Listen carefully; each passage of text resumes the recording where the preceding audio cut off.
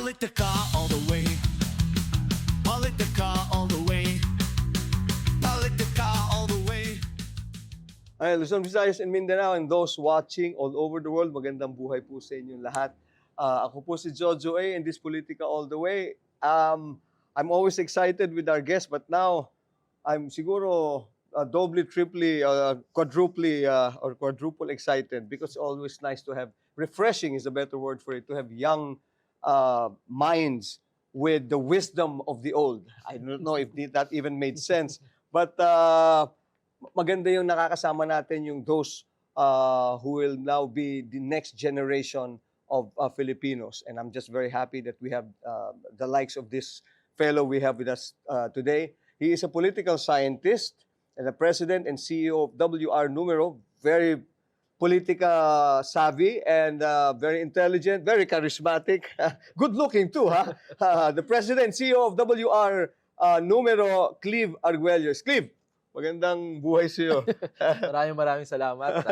Di ko alam if I can live up to those things that you said about me. But hopefully I can. Thank you for having me in your show. No, the pleasure is all mine. And then you have the whole year. How many years you can live up to that? All the years that will add up to that. No, Sige, being sige. you, being Probably you. I have to put that on my New Year's resolution for next year. Oh, di ba? Yun yung sinasabi ko, yung men like you look towards the future, di ba? Yun ang maganda. It's refreshing to have young people, young minds with a vision for a better country, not just for themselves, but for the betterment of the country. And it starts with you. It starts with you being the president of one of the most credible in the industry now, WR Numero. Mhm. That kinds of parang siya na nagdi-dictate one of yung Oh, wow. way of not dictating, but giving us the real scenario of what's happening in the country. Let's start off with being a political scientist, Clive. No? How does one become really a political scientist? Kasi ang dami ngayon wannabes, pare. Alam mo naman, Clive, di ba? Yung mga tip, nag-aaway-aaway pa sila online, di ba? But how does one become a political scientist? Right. Yeah. So, well, to start, it's not a regulated profession. It's Yes, not yeah. like an Yes, yes, engineer yes. or Yeah. a chemist, no. But basically, kasi I think for the public may dalawang type eh. May political scientist, political analyst, no.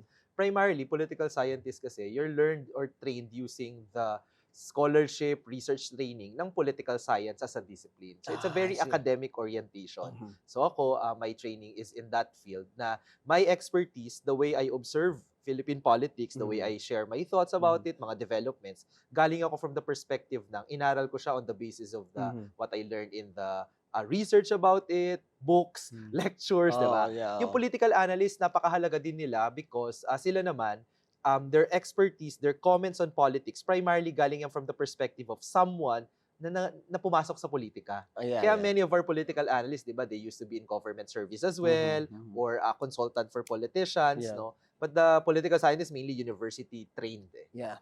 You have usually master's, PhD, no? You've trained in the scientific way of looking at politics. Kaya medyo data-driven, history-driven. Yes, yun. That's what I wanted to pound on. It is data-driven, history-driven, and you work on it, you study it for how many years, no? Unlike some we know na para bang nakainuman lang si congressman o si mayor ay political analyst na, you know? And some of them, it's not everyone, no? Hindi ko naman sinasabi that all of them, but most of them sadly are just what do you call this? People who just self-proclaimed, di ba? And in the last few years, suddenly became political analysts and bloggers. And is that, from your point of view, is that good for this for us, for us as a community, as a country, as a nation? It's good for all of us to talk about politics, but it's another thing for some people to claim they have authority to talk about their observations Right. on the political world. No? Oo. Kasi ito na lang, I think the other issue kasi is that are they independent? Are they providing halimbawa bias, maybe partisan take on political issues? So medyo pwedeng noise yung ini-introduce nila dun sa public conversations rather than be enlightening and be helpful and inform the public. For example, many of the political scientists I know, we belong to the Philippine Political Science Association kasi we're university trained. And it's not formally regulated, but at least somehow you have this idea na ano yung mga boundaries of how you conduct yourself in public, diba? So basically, when you offer political analysis, you have to be truthful as much as you could. Right. Look at the evidence, look at the data, rather than just say, si ganito ayoko. Kasi So it becomes subjective, no? subjective, Oh. no? And because of that, minsan din, naiisip tuloy ng public na mga political analysts, di ba, parang may gusto sila, may ayaw sila, Right. but on what basis, di ba? Right. So, Exactly. That's why I wanted us to talk about that muna.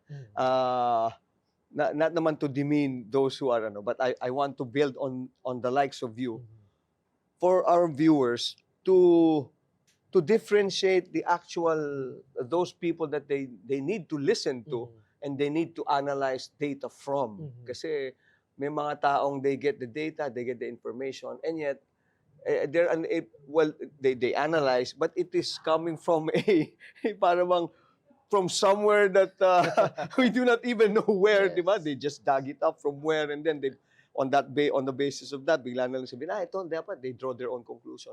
And I want to build on that credibility, And- which And very yes. important na, di ba, that's why we call it political science. Na parang standards niya, mini-measure din siya up to the scientific standard. So, when you talk about data, is it accessible? Is it verifiable? Kasi other commentators, sometimes it's the political chismis that they share. Yeah. Which is, okay din naman yan na topic, di ba? But it's a different way at looking at Right. politics. Oo. No? So, yun. But dapat yata ganun tawagin natin, political chismis na lang, mga political chisms. para hindi na Okay din yun. Sometimes, at night when you just want to, when For you're on your entertainment own, purposes, diba? oh. Actually, my late night show thrived on that. Diba? Pwede Kaya yun medyo magaan lang. Medyo Boring din magaan. kasi minsan naman yung sobrang straight lang na. I know. datos lang Yun ang gusto kong pag-usapan natin actually more than anything else. But now that we've had that out of the way, no? Again, I'm very happy that you made time. There's this big now quandary when it comes to what's going to be happening for 2026, no? Basing it on your data and things that come to your, to you, and the history of it all in the past few months, no? The impeachment is upcoming. Is that even is VP Sara still in the running now and or after that? What's your thoughts on this? Yeah. Well, I think kasi the observation now is that of course there is a challenge among other political players na may ambition in 2028, Yes, right? yes. That of course the biggest roadblock for any of them is Inday Sara, no? Because she's the survey front runner, she's the vice president, so naturally medyo mas may advantage talaga siya, the name recall, the machinery of the office of the vice president. Yeah. And that has been the case. You know this better than me. That has been the case for many vice presidents in the past, diba? Oh, Mga 2 to 3 years before election, talagang sila yung talagang very high yung support para sa kanila to succeed, diba? I remember, for example, the former vice president Jojo Binay. His numbers are even higher than Inday Sara's now. Kasi si Inday, in our survey, November 2025, 33% Filipino saying they want to vote for her in 2028. Si Binay nun, nagsa-70 higher? pa yan eh. Talaga? Yes. Oh, At 2 to 3 years. So, pero the challenge is that, much like what the VP will experience now and continue to experience, is that she will be the target of mga Yes. mga attacks, no? Na parang 'di ba, you remember si VP Binay noon, there was an investigation in the house on potential misuse of public funds, no, yung ganyan. So magiging may playbook eh. And then so yun yung kinakaharap ni VP Sara. So now the impeachment, they plan to reintroduce it again, 'di ba? Next year, no? Whether that will affect her chances, no? Depende yun how the evidence will be presented. No? Yes, yes. I know that in our survey, nung nalaman ng ating mga kababayan yung mga detalye ng confidential intelligence funds, it was hard for the VP, of course, to retain her numbers. No? So medyo bumaba din siya. Bumaba din. No? Ngayon, mas mataas pa din siya, halimbawa with, compared to President Bongbong. But since the impeachment case, she's gone down as well. No? She's at 50% but she started at 70, 80 nung 2022. So, ano din, may negative impact din, di ba? Yung mga Mary Grace Piatos and all that, no? It wasn't a good look. So if that's going to be back as a main topic for public conversations, it's bad news, di ba? You know, it's interesting to note yung sinabi mo na yan, Clive, no, na ganun pala. So it could happen na she's enjoying the whole shebang of being the one on top of everyone, popularity-wise, or at least tawag dito sa ratings. Pero, is it safe to say, it's still early? Kasi if it happened to Vice President Binay, to VP Binay before, tama nga, I remember that, he was enjoying the numbers, biglang, siguro, last 2 minutes, biglang nawala rin yung niya, and then, naungusan na siya nung iba, Yes, di ba? yes. So it could happen. Yeah. And it's not just recent history. It's always been the case Yes. since Kaya nga. the 1992 presidential elections. right. Kasi otherwise, we'll have Senator Raul Roco na bilang presidente. Yes, Because exactly. at that time, he was so popular as well on the surveys, no? Pero early pa kasi yung 2 to 3 years before the election period. A lot could happen. And the challenge always for the survey frontrunner is that it's going to be a long way to the election period. You have to defend that, and it's hard to defend. Right. Yeah. On that note, 2 to 3 years pa, and that's good. Still, you said that it's a long way from now. Kasi some people are saying the last 2 to 3 years would mean the President BBM, if he's not going to be very strong and firm, he would be considered a lame duck in the last 2 to 3 years. What do you think of that? If you just look at the survey that we did and the popularity ratings, I think you would agree with some observations na lame duck na yung ating Pangulo. Kasi 21%, medyo, that's really low. Di pala medyo, that's really low. No? And it's the lowest so far for the president. But you also see that his response was, may response agad siya, and my suspicion is that because he doesn't want to be a lame duck president, no? Halimbawa, the mobilization of the ombudsman, diba? Yeah. Si Ombudsman Boying Rimulya, we see that the ombudsman is quite active, and he was siya ang napili ng Pangulo. So you still have the machinery of the government, diba? Na nagpapakita na, teka lang, I'm not out of the game yet, right? So right. watch me do something more, diba? Then you also see that in the flood control, the anomalous flood control projects, medyo bumagal nung mga nakaraang buwan, but suddenly it pick up again. Maybe the president is paying attention to his popularity ratings. Now you see that they've announced the cancellation of the passport of Congressman Saldico or former Congressman Saldico, na they're formally requesting a red notice from the Interpol, no? So mukhang biglang may pick up ng pace, no? And there's a lot that Malacanang can do. This is the curse and the advantage of being a president. There's a lot that you can do. Pero syempre, pag hindi nag-work, sa'yo din yung sisi. Sa'yo rin yung bagsak ko. Politica all the way. Politica all the way. Politica all the way. Alam mo, nakakatuwa lang, Clive, na of late, di ba, si BBM is going out and making sumbong, if that's what you call it. Di ba? Is that good?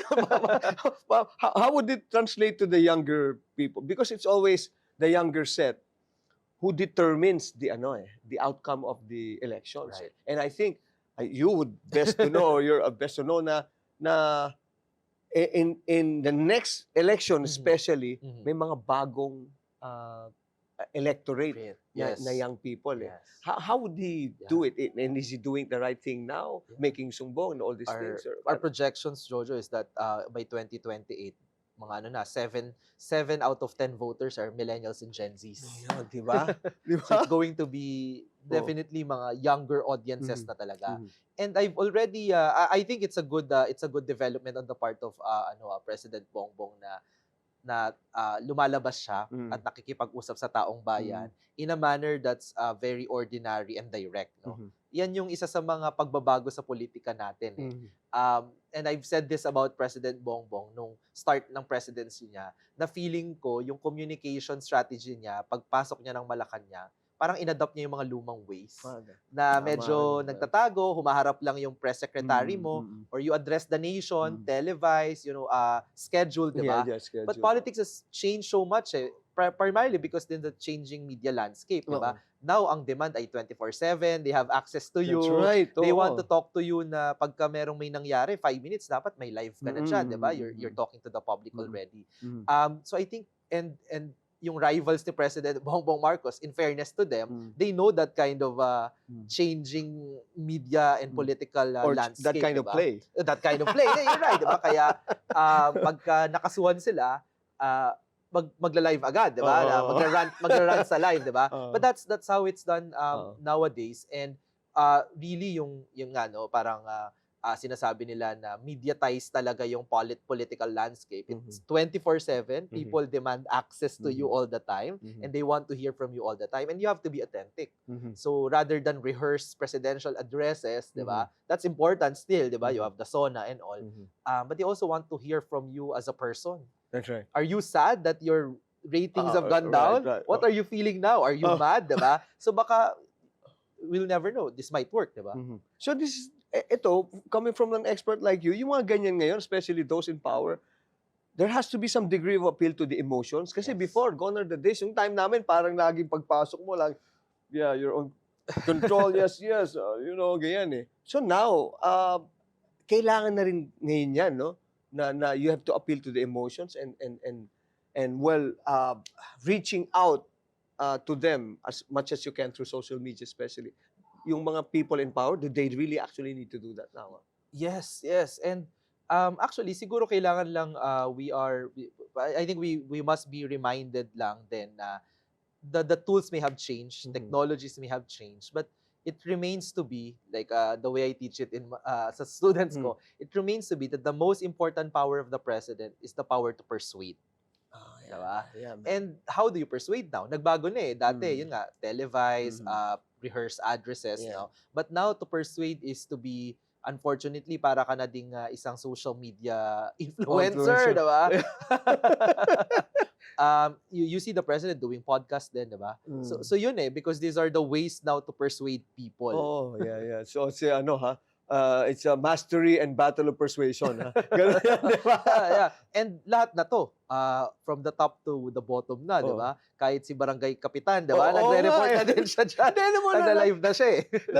tama yung sinabi mo. To my recollection, nung araw, di ba, pag CEO, you don't know who the owner of this company is, and then, or who is behind this, but now, they're kasama na sila, they're with the employees, walking the halls of the manufacturing firms, or and then meron silang, we transcend views, yung mga ganyan-ganyan. Some of them, they dance na din on social media. Oo nga mga CEOs, diba? Pero bakit ganun? Cliff, I mean, how did that happen? And when did it start? I think the introduction of the social media talaga, na for example in our survey as well, Jojo, you have people saying that the frequently consumed pa ding sources of news would be television, right? Okay. About 9 and 10 saying that. Yeah. But 9 and 10 would also say that they also get news from Facebook. Oh, So parang okay. di ba? Equal footing. Equal footing. Yeah. And ngayon nga, the way to look at it is that yung media landscape natin has also fragmented. May effect siya sa politics, no? Na there's no one source of news, there's no one platform, di ba? Parang the younger audiences would be in TikTok or other places, di ba? The boomers daw, tambayan, Facebook, no? Aray ko. The others naman, maybe YouTube. And yung iba't ibang platforms na yun would also demand that you do different things, di ba? Kaya nga the CEO now, so not only the politicians of our time, no, but also business people, di ba? May nakikita ko may mga bankers na meron na din ngayong mga medyo mas informal Info- way of right, right. delivering briefings no. Mm. So yun, kasi iba-iba na yung audiences and I Mhm. think it really is about how people nowadays get their information. Mhm. And if you're not present in those places, You'll be left behind. wala ka na. There's certain evolution to it also, Mhm, that you have to adapt and go with the flow, as our generation would say. You personally witness this changing media landscape. Oo nga eh, oo nga eh. Pero what's interesting to note is tama yung sinabi mo kanina, technology may change, but the thinking of people na dapat should be changing by now are still present, di ba? And that's how you political scientists and professors at this are being very helpful when it comes to giving out the information, especially to the young. And I commend you for that, no? Okay. Itong laban ng Dutertes, and they're now up against the Kakampings. They're also now up against the Dilawan. And it's evident naman talaga they're up against the Marcoses, no? And nagsabi yung isang certified Dilawan, na pinklawan na natin of late, he was a good friend of mine, si Jim. Sabi niya, wala na raw panalo si VP Sara this coming 2028 because they have merged their forces, which is very kasi she made also quite an impact, no, in last election si Lenny, no, but when they merge force daw, it's well, short of saying it's an impossibility for Sara to win when they have Right. the numbers already. Would you agree to that, or how would you look at that? Sometimes din kasi, especially elections, no? Elections is math. It's all numbers, ha? Oh. I like this saying na if you know how to add, addition, you should be able to win elections. That's right. That's right. So the more that you have people on your camp, no, then definitely the higher chances, no. So if parang if we go back in 2022, the reason why it was difficult to beat the unit team, si Marcos and Duterte tandem, kasi math yun eh, diba? Yeah. In fact, if you backtrack bago sila mag-unite, yung numbers nila talagang nag-add lang eh. Indayan President Bongbong noon at that time, no, they were at the 20 plus parehas. Yeah. So then when they united, they could deliver 50 plus, no? Yes. And President Bongbong Marcos is the only president to be elected with majority support since his dad's time. Yes, that's correct. That's correct. And again, this is math, no? So kaya tingin ko, if that's the lesson of 2022 and in 2028, the opposition would like to do that lesson, di ba, na magsama-sama yung mga anti-Duterte forces, right? May liberals, the camping, the Marcos camp, no? Then I think that there's a path, no, na maulit yon na mas malaki talaga yung boto nila. Kasi right now, in our survey, 33% saying that, I want the VP, kaya siya number 1. Pero what we are missing is that there's also the 7 in 10, the 70% saying that, teka lang, I don't want the VP to to win in 2028. I'm actively looking for other names. So diba? is that because there's still not one that is actually going to be fielded against her? There's no Yes. certainty of anyone going to be fielded against her. But if there's one already, pwede na. Yes, diba? And if you are able to unite the 70%, Right. baka naman hindi lahat. So let's say 60 to 50%, then definitely that's going to be bigger, diba? Than the 30%. So I think may wisdom yung may wisdom yung pagsasama-sama numbers. talaga. Yes, there's wisdom in numbers eh. And then may kita mo naman na meron naman mga baluarte na din yung mga iba't ibang mga political groups, diba? So come election day, if they're able to deliver those baluartes, that's good. The opposition and the pro-Marcos, for example, have a good share of Luzon. Luzon, Metro Manila plus Luzon is about half of the voting population already. Yes. Oh, yes. So that's a big advantage. If you're able to consolidate yung lugar na yan, advantageous na yan sa'yo. Kasi sabi nila, yung Davao lang daw naman si Sara, si VP Sara. And they're not their claim to is their claim to fame, if you'd like to call it that, is they own Mindanao. Oh, di ba? So sa amin ang Mindanao, di ba? Ganyan. Magsisid na nga kami, di ba? So, it's not entirely true. So, tama, if the numbers will dictate, then if there's someone who's going to be fielded against her that will use the numbers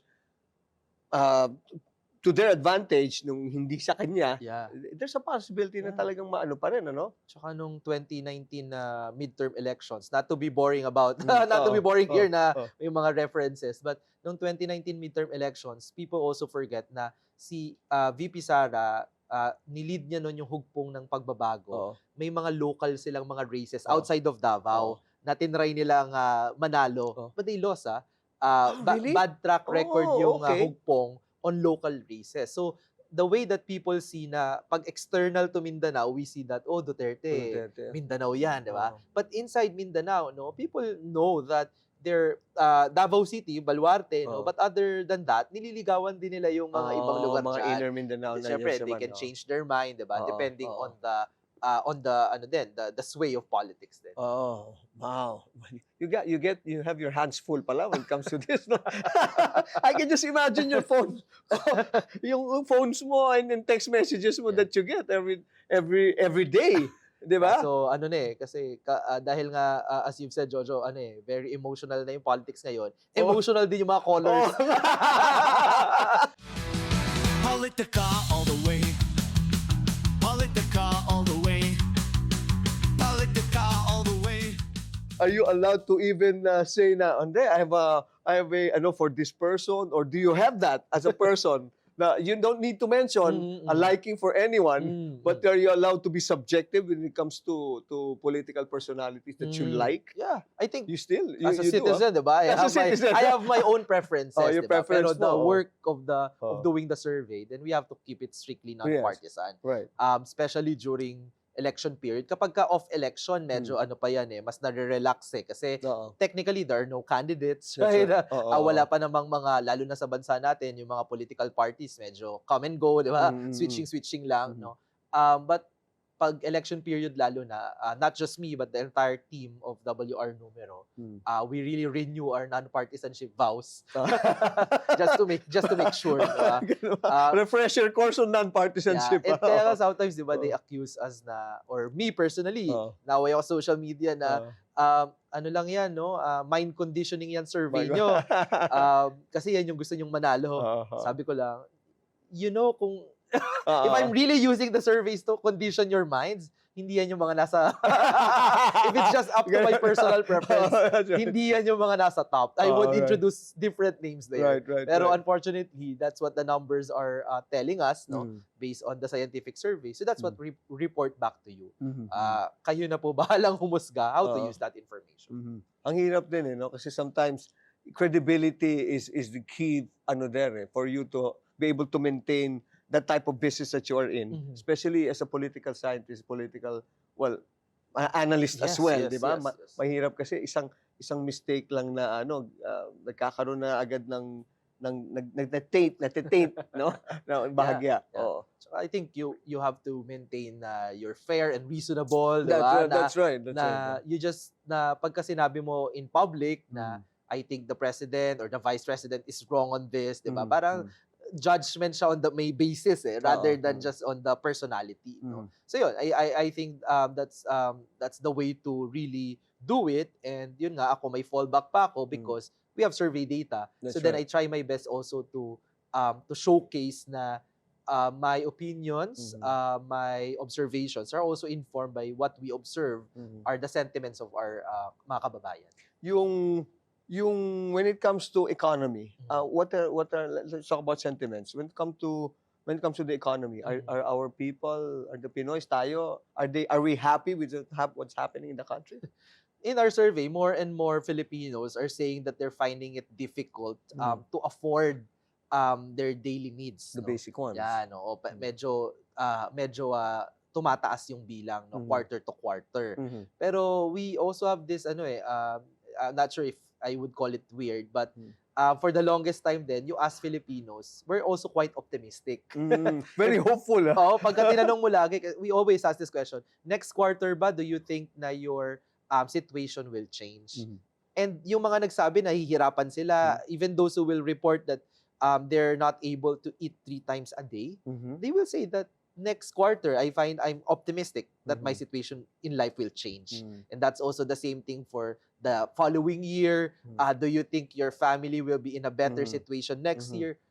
Majority of Filipinos will say yes. So we have this very optimistic, hopeful take Yeah, on our yeah, life, despite the difficulties. Do you ever get yung put things in in this in yung things to do, Mhm, no? mhm. And give it to the government. Like for Mhm. instance, let's go to the top honcho. Like Okay. these are the things that needs to be addressed. I give it to the president. Do you do that? We give briefings Mhm. to mga political leaders, public agencies, Mhm. no? But not things to do. Mhm. Kasi ano pa Hindi, yan kasi eh. dapat gawin na nila kasi. I Kailangan, think you be more harsh. We No. have the credibility for it. And this has to be done. Ito sabi nila eh. yung Di mga ba? advisors nila, they Oh. process the data, di ba? And on the basis of that, kasi They make baka recommendations. lumabas doon na, ipakulong mo sa ganito para tumaas ang rating mo. Kaso kaibigan pala ng presidente. It might not work, di ba? So, may ganun din. Siyempre, it's politics eh. It's Right. politics. Oo, eh. So, oo. yeah. Di kasi when it comes to more than anyone else, that's what I tell people. Eh. Even some of the clients I have, I do consultancy Mhm, for. mhm. Ano lang analyst level lang ako, di scientist. No. Based on wisdom and years lang. Yung sabi ko lang sa kanila na we have to listen to the people. And that exactly, it's a validation of what you said, di ba?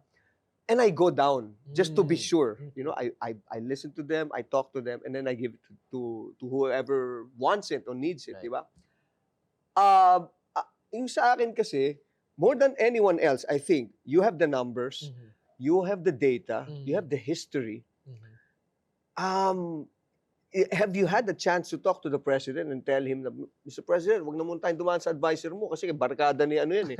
Eto na lang. Have you ever tried that? Maybe you can introduce us to the Di ba? Maybe we can collaborate. Oh. Not to the president directly.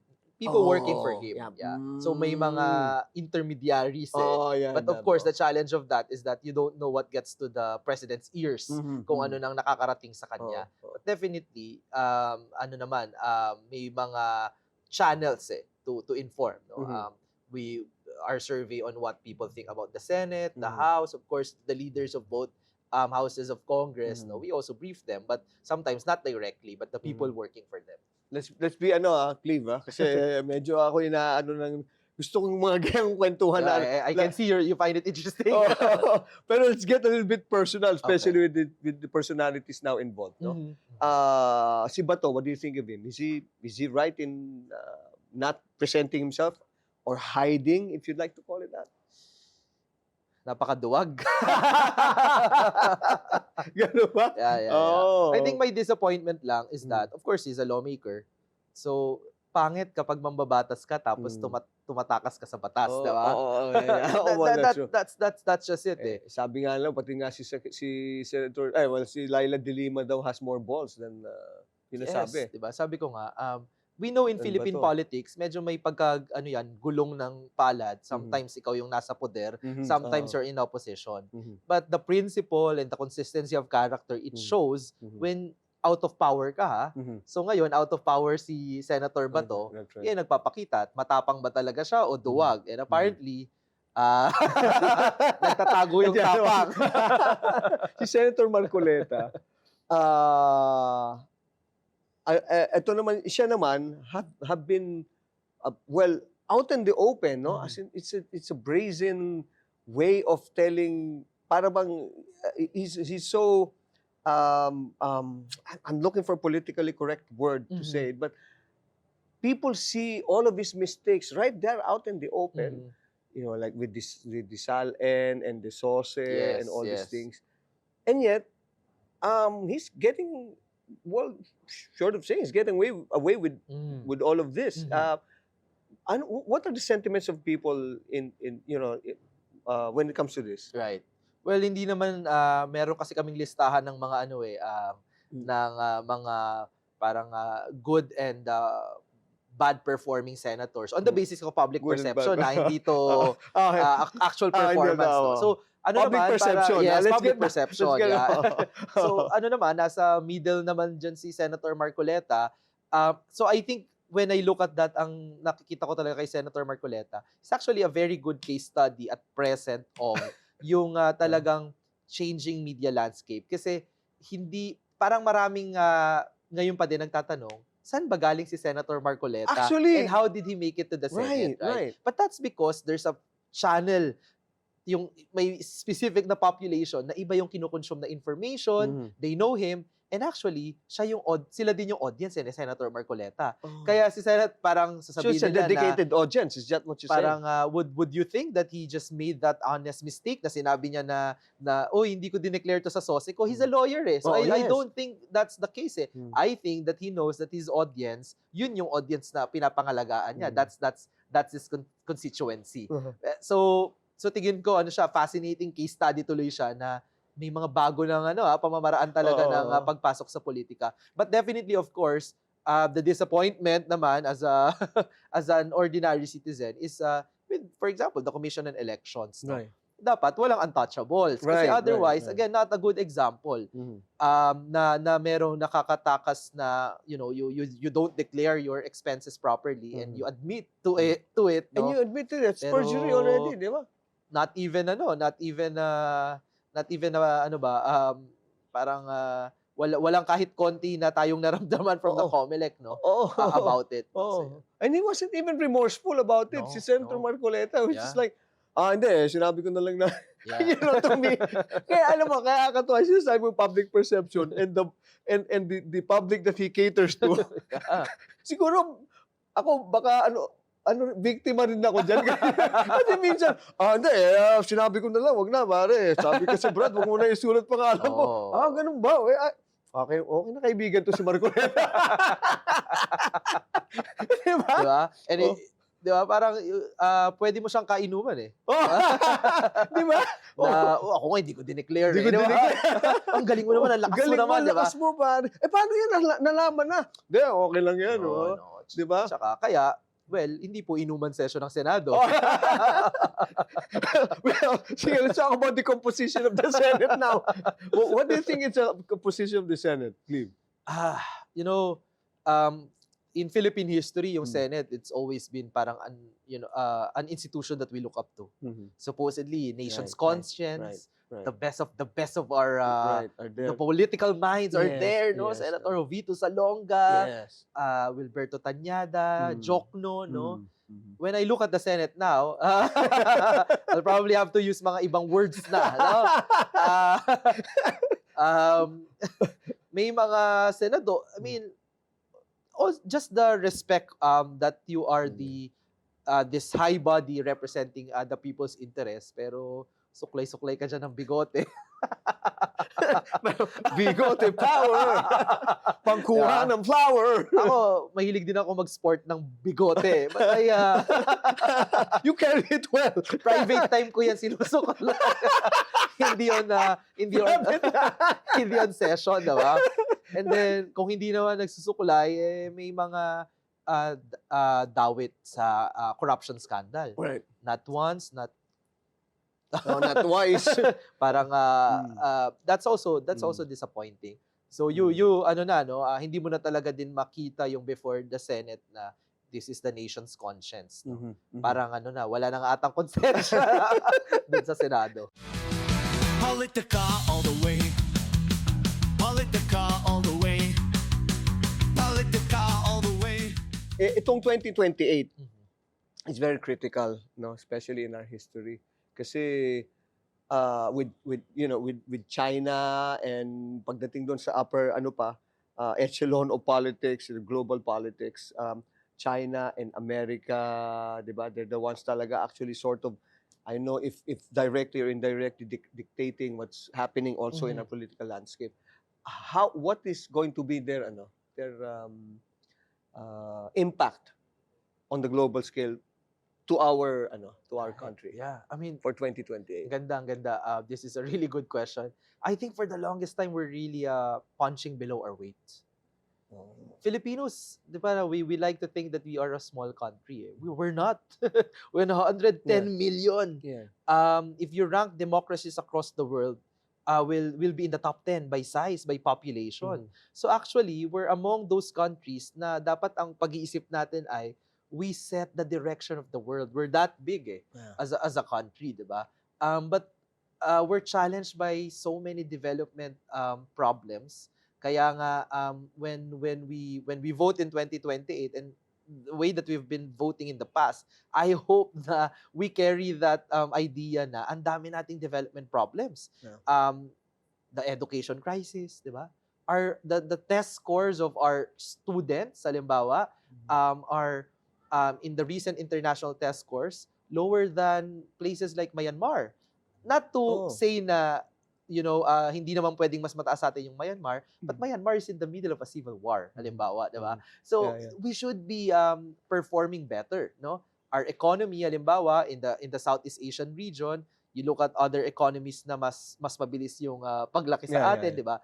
And that has an impact on our everyday life, di ba? Na transport natin and everything, no? So I think there is parang the 2028 elections is both about our everyday lives as mga Pilipino, no, na gusto mo bang maayos yung eskwelahan ng anak mo, you want to be able to travel across the country ng maayos at hindi ka na nasa stuck sa traffic ng 2-3 oras, no? Di ba? But it's also about our position in the global order. Syempre, hindi naman tayo gagalangin ng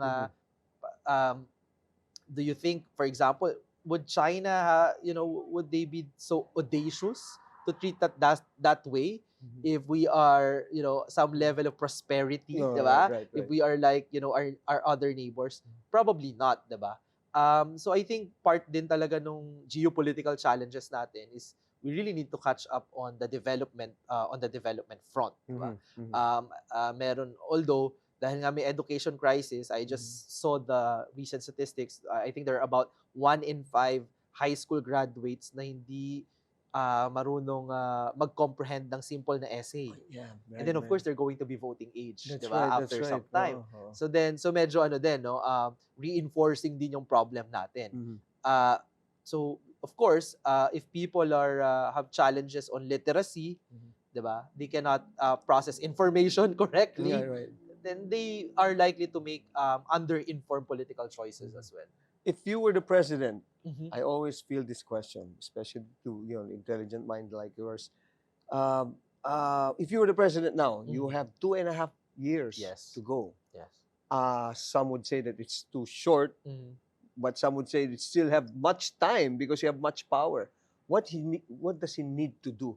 Because the president every so often tells me that hey, si BBM, the president watches your show. What does he need to do? So na naimbitahan ako dito. Ikaw na, so Mr. President, di ba? Kasi he needs to.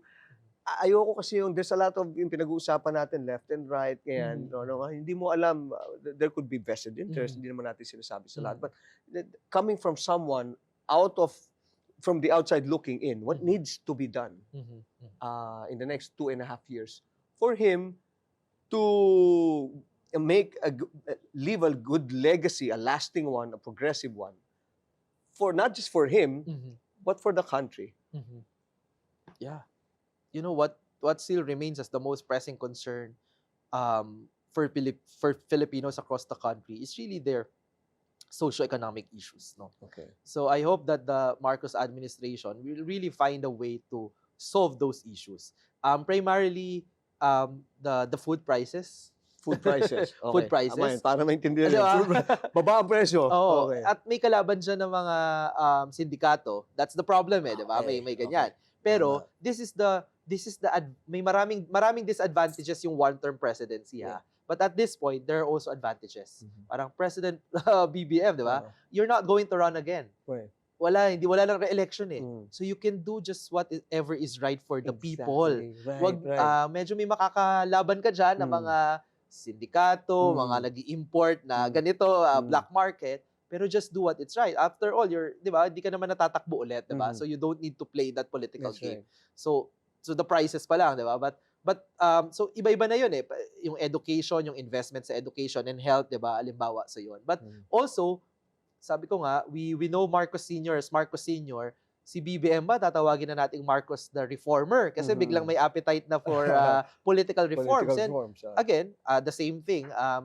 I wish that in the last 2 years of his presidency, he will just do what is right and do not pay attention na to the political incentives of it so much, 'di ba?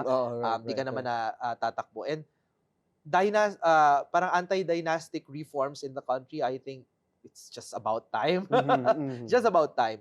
And lahat ng pinag-uusapan natin, Jojo, well-documented naman yan ng mga pag-aaral na ng political scientists that the stronger the dynasties, the deeper their roots in a specific area, mas malala dyan ng kahirapan, maldevelopment ng ating mga kababayan. So may link din diba? If we open up our political spaces for more competition, give people more choices, then may mag-o-offer din na mas magagandang mga plataforma at programa. Galing. Yan ba? Okay. Mr. President, mga tao sa paligid mo, sir, ayan na, ha? This is not just data but history also. He mentioned kanina pa yan, matagal na marami ng pinanggalingan yan.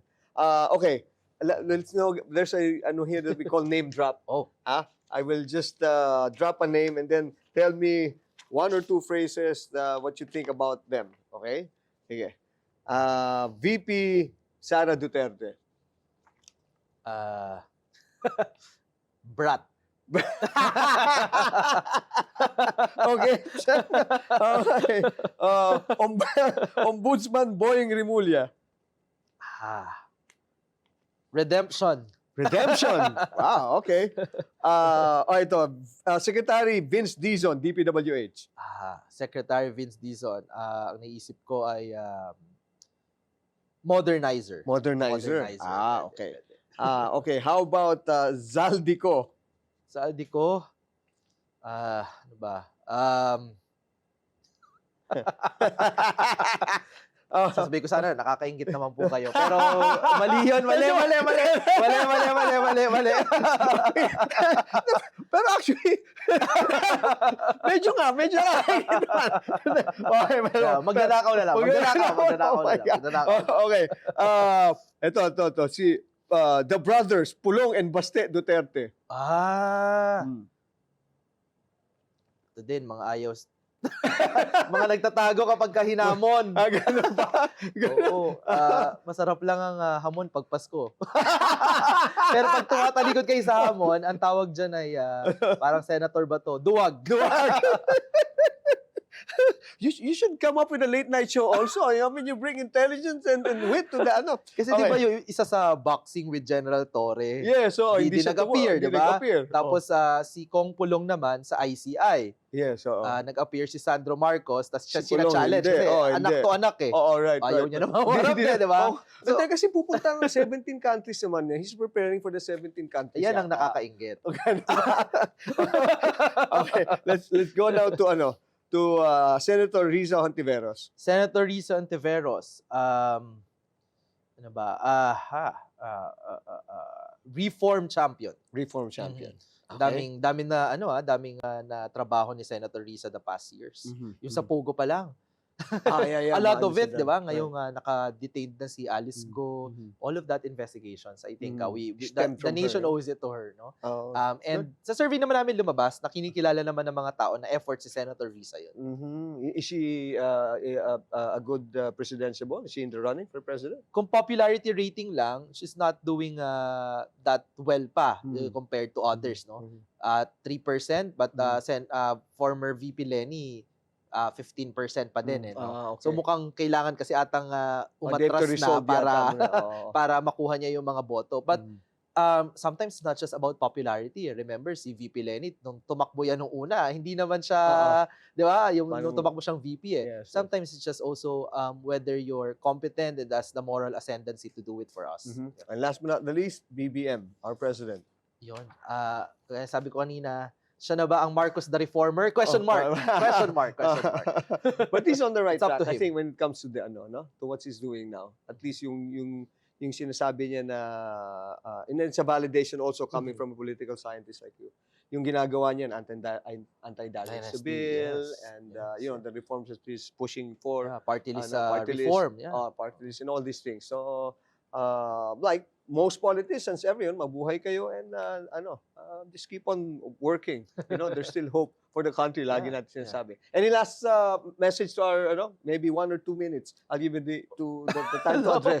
Ha? Wala Sige. akong ganong kahabang message. Ganun But thank ba? you very much for inviting me here. This has been fun. Pleasure's all I mine. used to watch you nung ayoko sabihin bata pa ako. I don't want to. Guess mo ko dito, ayokong bastos. But yeah, so it's really nice to be here with you in person. No, but the Your household name. the pleasure is all mine. I mean, yung talagang talking to you like talagang there's wisdom in you. There's a drive in you, and it's very refreshing talaga. And God bless you for your talent, for your intelligence, and for the data to wit. Thank you. To boot. Thank Thank you. Clive Thank you, Arguelles, thank ladies and gentlemen, Politica all the way. Politica all the way. Thank you very much again to Professor Clive. Alright, just a bit of recap. Sabi po niya, ang political analyst daw po is experience-based. Ang political scientist naman po is anchored in and from academics, data, and history. That's why it's interesting, sinabi niya kanina, marami pong mga politiko ang magandang case studies. No? Number 2, the most important power of the president is the power of persuasion. Meron pa rin po siya niyan in the next 2.5 years. So, pwede po niyang gamitin yan. No? And then, politics is always about numbers, and that is about the 2028 elections. We have yet to see how it will unfold in the next 2.5 years. But it's all about numbers. And most importantly, is President Marcos, sabi niya, is he going to be the Marcos the reformer? So you still have 2.5 years, sabi po ni Clive. So that being said, maraming salamat po again at dyan po nagtatapos ang Politika All the Way. Lagi po nating tatandaan, diskusyon po, hindi po away, opinion, hindi personalan. This is Jojo A. Peace and love. Politica all the way.